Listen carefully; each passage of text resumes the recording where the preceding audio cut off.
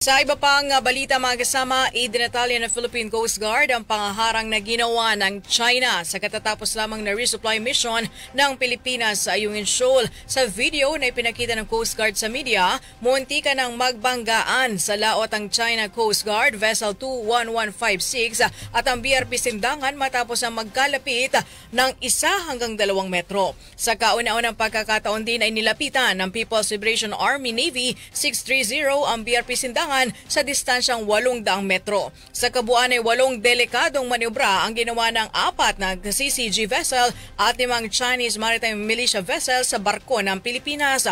Personal itong nasaksihan ni Philippine Special Envoy of the President of the People's Republic of China for Special Concern Ambassador Teodoro Locsin Jr. na sumama rin po sa misyon.